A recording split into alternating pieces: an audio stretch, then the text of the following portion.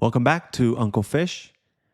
Today we're going to talk about vectors in C++. Vectors are another type of a data structure, very similar to arrays.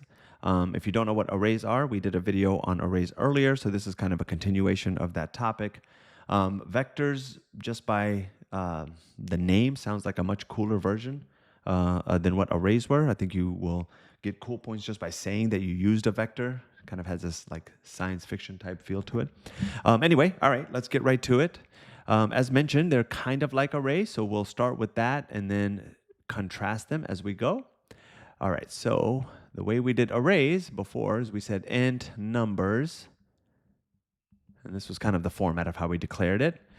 This being the type, this one being the name that we wanted to use, and then this was going to be the size. All right, so let's say 5. And what were we doing, right? So the data structure, the whole purpose is that you're trying to store like elements together. So you need to do something with them. So in this case, I need 5 basically numbers or a space to hold them. So what this tells the system is to go into memory, find me a contiguous block of memory, side by side by side. Then I need 5 spaces that can hold 5 of these, 4 and 5. And how much is each space sized? Well, that's where this data type comes in. So if you think about int, for example, int can be 16-bit, 32-bit, etc., depending on the system. And so it uses that size to then know how much space to reserve, okay, in that contiguous block. All right, and then to traverse that, it also uses that size because we use pointer arithmetic to go from like this spot to this spot, and we move over 16 bits or 32 bits, whatever this int is in that system. All right, so all of this, again, was covered inside of the previous video on arrays, but let's contrast this to vectors. One of the drawbacks, right, with arrays was you had to know this number, right, at compile time. At the time that you're developing, you would say, hey, I know for this particular use case, I need 5 of these, right, 5 spots. But that's not always going to be the case, right? You're going to run into lots of situations in programming where you're not going to know how much space to reserve for that particular data structure ahead of time. So think about like if you're reading in a file or if you are reading in lots of different kinds of files, you may not know what the size of each file is going to be. Or if you're interacting with a user and you're getting their input, you're not going to know just what they're going to type. So you need something that's a little bit more dynamic in nature. All right, and that's exactly what vectors are. They are dynamic, and that's the key differentiator. They dynamically size. Okay, contrast to what we see in arrays. Right now, what does that mean? B, how is it implemented?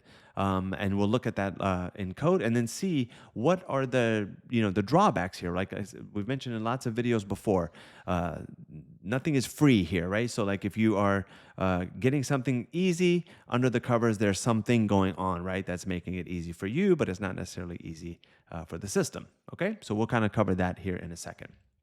All right, let's first talk about like the basics here. How do I declare a vector? Well, so I'll say vector. And vector, just like the other one, you can go into the standard library here to get vector. So vector, open bracket. This is not this kind of a bracket. This is a less than, close bracket, and semicolon. Inside the bracket, what we're going to do is give it the data type. Just like this, like before, right? So it was int here. We're going to put int here, let's say, if you want of type integer. Notice the key difference here, though, is where's the size? We don't specify the size, and that's the reason, is because this is going to get dynamically sized. All right? So how does that work, though, under the covers? How can we say something is being dynamically sized? So let's take a look at that here in a second here. Let me erase this. All right, and then we'll keep this here. All right, so I made a little bit of a mistake here. We got to give it a name. So just like before, right? So we'll call it numbers again. Sorry about that. All right. So what happens here in memory? So what's happening here in memory, just like before, is we're going to ask the system, hey, I need a contiguous block, right? So number 1, vectors also use contiguous blocks of memory. Okay, the key differentiator is where is that contiguous block? So arrays store that in the stack where it was really fast and you got automatic memory management. Vectors are stored in the heap. not as fast, and you're not going to get the automatic memory management with vectors. But you still need a contiguous block, right? So we're going to allocate a contiguous block, but before we told it the type and the size and how many spaces, but now we're not doing that. So what's happening here then? So what's going to happen is you're only going to reserve some small amount of memory, let's say, and that's it. Okay? Vectors have this notion of a capacity and this notion of size. Okay? So capacity is how many elements, right, can my vector hold without resizing? Okay, that's capacity. And size is basically how many elements are there right now. Okay? Are there now. All right. So it's important to understand this because these two things are then used to drive the key differentiator, right? Which was dynamic sizing. Right? So as you go in and add the next element to it, for example, there's something that happens. We compare the size, meaning how many elements do I have, with the capacity. And if the next element that you're adding is beyond the capacity of that vector, then something happens. That dynamic sizing happens under the covers. But what does that really mean, right? So let's think about an example. Say on the first iteration, I put in the number 3 here. I'll go over the syntax in a second. But let's say that I put in the number 3, and then the second one, I said, hey, go in, and I want to put in the number 4, right? So the number 4 now, what's going to happen is we're going to look at the capacity of this, and we say the capacity of this is 1, and the size of it is 1. There's one element in here. Now, if I add the second element, right, my size now is going to be 2, and the capacity, that's more than what my capacity can hold. So that's a problem. So what will happen now under the covers is the computer is going to go out and allocate a bigger contiguous block of memory in the heap that it can hold 2 elements. Okay? And then it will copy this element from the old place into this place. So 3 will come over here, and then it'll insert the new one right here, 4. And I hope you're thinking like, that sounds a little expensive, right? This was just for 1. And so then now if I'm adding another number, right, and another number and so on and so forth, and we'll show an example of how this works. But this is what I meant about it not being free, right? The more elements that you're adding, and this number will continue to grow, you're going to pay the price from a performance perspective on this dynamic resizing under the covers. So again, don't think of that as like a deterrent that, hey, this means I don't want to use vectors because they suck or they're not good. They're amazing, they're great, and you should use them, but you should know when to use them and how to use them, right? And so, for example, if you have like an input type or something, or a situation where like you're constantly going to be adding things to the front of a list or something like that, then things like that are going to have far more dynamic sizing, right? And there's other things that you can do up front, like reservation of space and things that we will cover in code. But this is an important, like, truly the most critical piece of this, right, of differentiating between vectors and arrays, is how this is happening under the covers. Okay, so we got this capacity and the size, we got the contiguous block, we have the dynamic resizing. We mentioned that like you don't get the automatic memory management because this is in the heap, right? Now, if you're confused about what heap is and what stacks are, like we'll have another video kind of on the program structure, but again, just a brief overview, I guess, is the stack is, think of it as a faster, smaller area of memory for the program to access. You get benefits of it that are automatic, like cleanup and such. The heap, think of it as like almost like an abyss, like a bigger, area of memory that you get to play around with, but you don't get the luxury of some of those things that you get in the stack, right? So you have to manage those things on your own. All right. As we do in all of the other videos thus far, we will look at the code on the left, we will execute that code, and then we will kind of show what's happening, right, line by line. We ask the viewers, right, or students to pause, look over this code. I'll kind of scroll up a little bit here. Maybe too fast. And then see what we think what you think is supposed to happen, and then grade yourself, right, on whether you are right or not, okay, and whether the concepts make sense. All right, let's do this. I'm going to assume that you've already paused the video, and we'll start running. All right, vectors. Again, always sounds cool when I say it, vectors. All right, so we executed the code. Let's step through it, all right? So first, we are creating an empty vector of integers here. So we talked about this already, right? This is how you declare it. Here I'm showing an example of how we can declare this and initialize it, right? So we're saying we're going to call this one numbers2. It's of type int, and I'm going to give you the values up front, 1, 2, 3, 4, 5. Here I am saying I do want to give you a size, which you can do, right? So here I'm saying an initial size. There's still dynamic resizing that happens after this, but you can at least start with an initial size. So here again, vector of type int, numbers3. I want 10 elements, 10 spaces, and I want to fill them up with zeros, okay? And then I'm going to print that out, and you should see that right here, right? The numbers, 3 vector elements are 0, 0, 0, 0, 10 of them. All right. And then here is an example of adding an element to the end, right? So we say numbers.pushback4, then numbers.pushback5. So we added 2 numbers to it, and then we're going to go print that out here. And so you should see here the numbers of the vector elements here are 4 and 5. So that's where we are. All right, as we're moving down here, this is going to show you how you can add something to the very beginning of the vector. So numbers, the vector insert, but where do you want me to insert it? So find the beginning, right? And then put the number 627, okay? And then here we can insert an element at a specific position. So we're saying here, again, numbers.insert, find the beginning, add 2 spaces to the beginning, and then put the number 992.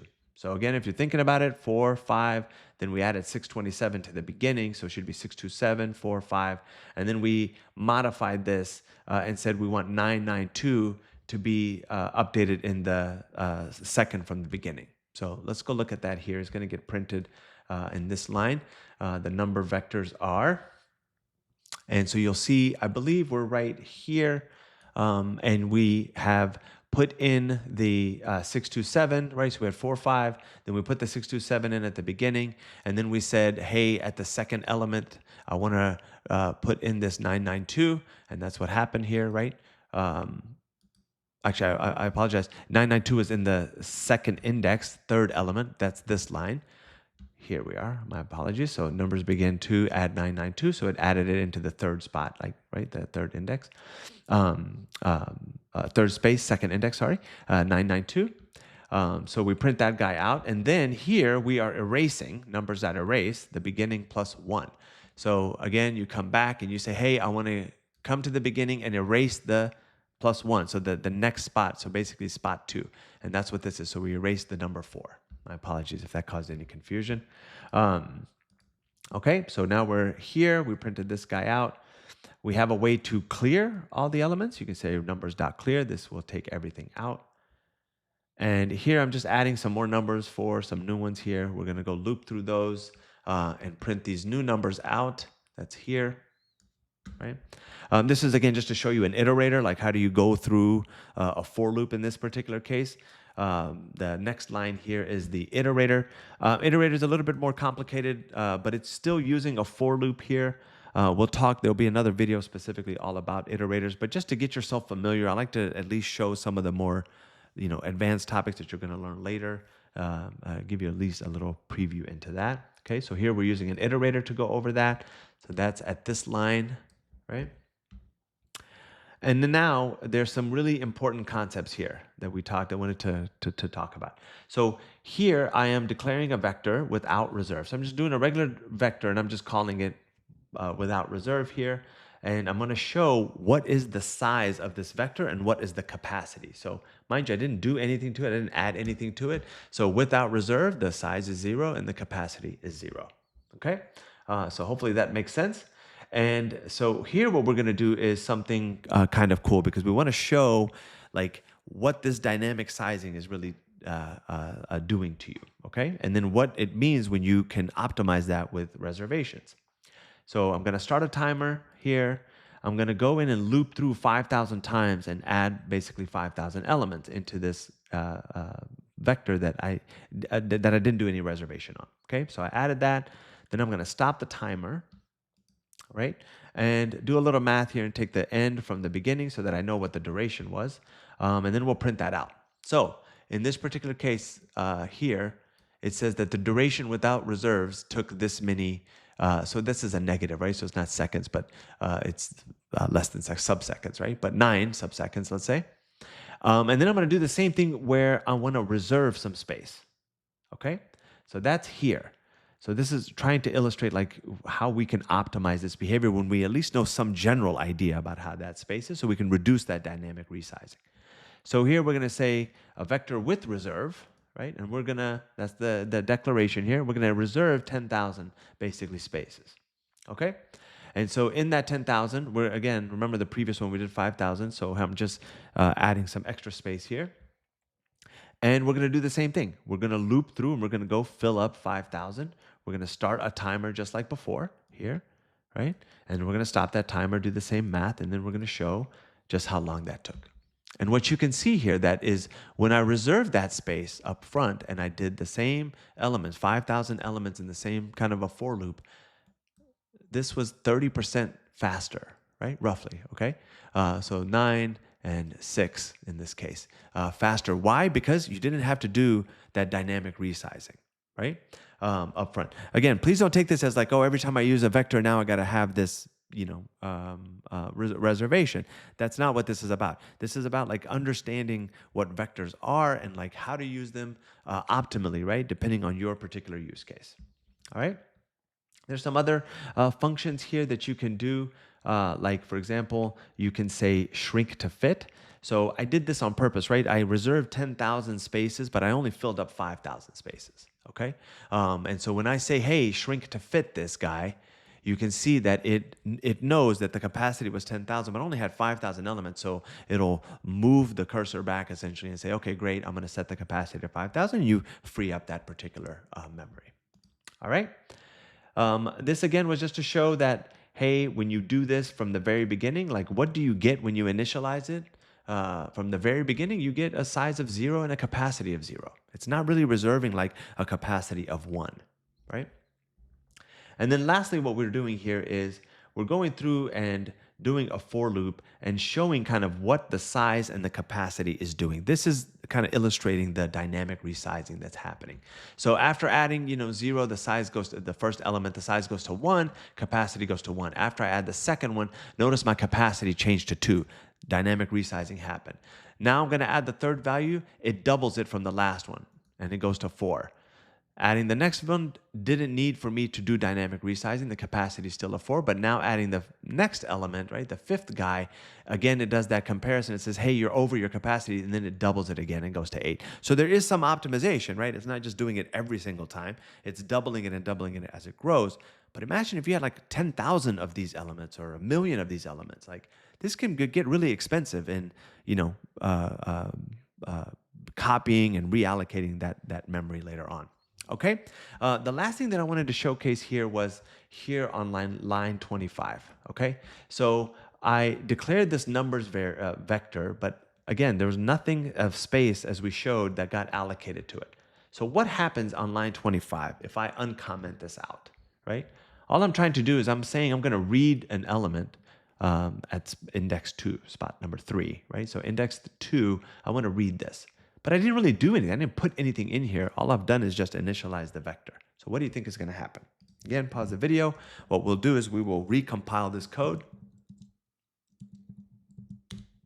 Okay, and we'll rerun it. And you can see something really bad happened here. My program crashed. And I got this thing called a segmentation fault. And this is really important, and why I wanted to kind of showcase this is because I've seen these kinds of problems actually in production systems. And I've seen students, of course, make the same mistake.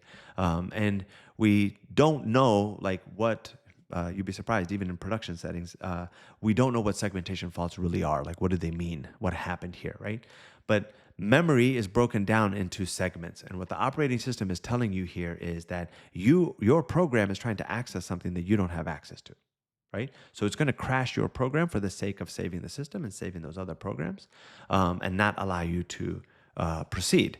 So it's important to get this kind of understanding of how, that foundational or background understanding of how these things work, because in production you might run into these kinds of errors and you won't know like where in your code to potentially look because you don't know what a segmentation fault really is. All right. I hope that was helpful, and gave you a good overview of what these things are doing, vectors in this case. Stay tuned for the next video. We're going to go on to some of the more complicated data structures. Thanks for listening. My endings always suck.